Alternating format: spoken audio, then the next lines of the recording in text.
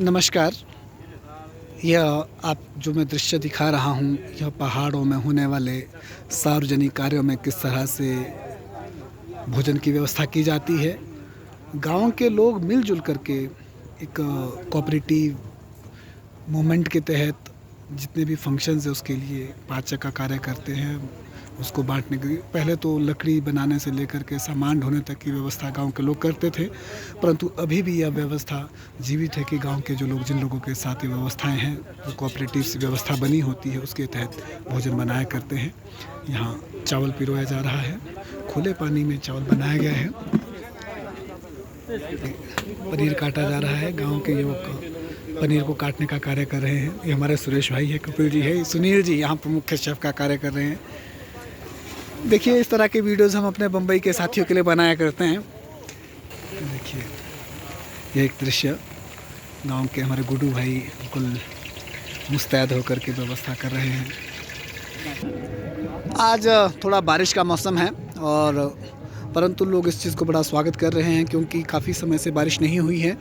कहीं ना कहीं सर्दी के मौसम में इस तरह के आयोजनों, विवाह और अन्य धार्मिक आयोजनों में बड़ी मुश्किलात पेश आती है क्योंकि सर्दी में कार्य करना बहुत मुश्किल रहता है। मांस खाने और बनाने की प्रथा बहुत पुरानी रही है पहाड़ों में, क्योंकि पहले मेमने और जो बकरे खुद पाले जाते थे, तो कहीं ना कहीं इस तरह के आयोजनों में मांस को पकाया जाता था। परंतु सात्विक भोजन की बढ़ रही प्रवृत्ति बढ़ी है, तो इस तरह के किचन्स को अलहदा बनाया जाता है।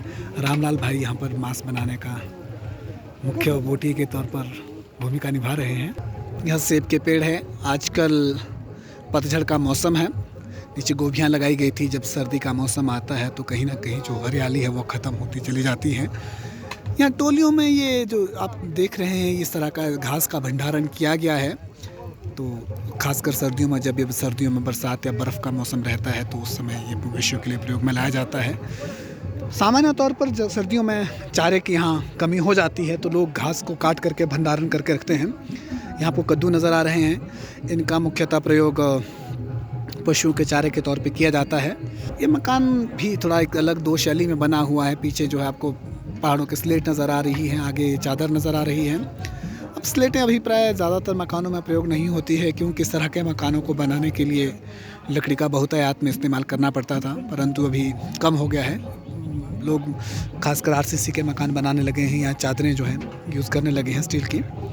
सामने जो है मेरा गांव नज़र आ रहा है। बिल्कुल मैं आपको इंगित करने का प्रयास करूंगा।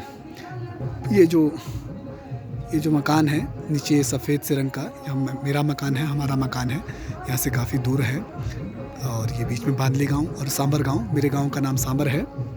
तो यह है गांव के आगे शामियाने की व्यवस्था की गई है। कहीं ना कहीं पहाड़ों में सेब की संस्कृति के आने के बाद आधुनिकता के साथ साथ और आयोजनों में काफ़ी खर्च होने लगा है। लोग बड़ी भव्यता के साथ विवाह आदि आयोजनों में खूब पैसा खर्च करते हैं और बिजली की निर्बाध व्यवस्था को कायम करने के लिए जनरेटर की व्यवस्था की गई है।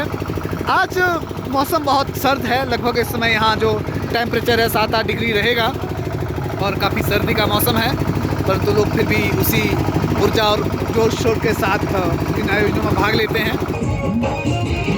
नमस्ते, क्या हाल है? ठीक हो? बढ़िया। नमस्ते देता हूँ मैं, मेरे को नंबर देना।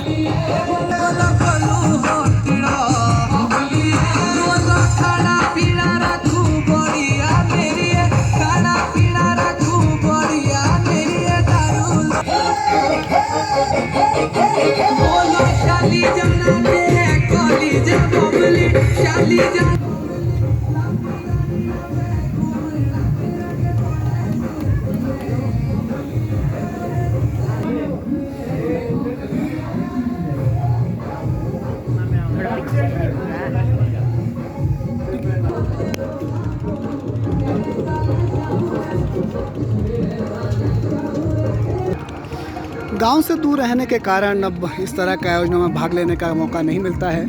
अगर आज की डेट में हम आते भी हैं तो एक अतिथि के तौर पर ही आते हैं। जो जिस तरह के हमारे को समाज में जिन भूमिकाओं का निर्वहन करना पड़ता है, वो चाहे किसी तरह का कोऑपरेशन हो, चाहे वो पाचक के तौर पर भूमिका अदा करनी हो, नहीं कर पाते हैं। इसलिए कहीं ना कहीं समाज से कटते जा रहे हैं। वो दूर में नौकरी करने का एक बहुत बड़ा नुकसान है।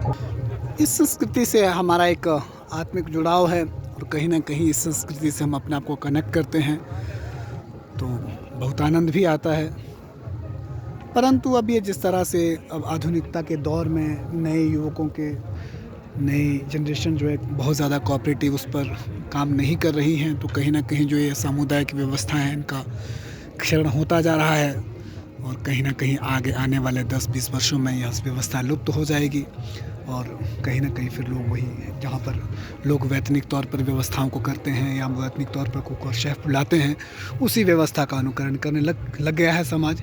परंतु हमारा जो ये खासकर ठियोग का जो क्षेत्र है वहाँ पर अभी भी लोग इसमें विश्वास करते हैं और लोग जो गांव बरादरी के जो लोग हैं, जो परिवार के लोग हैं, बढ़ चढ़ करके भाग लेकर के एक आयोजन को सफल बनाने का प्रयास करते हैं।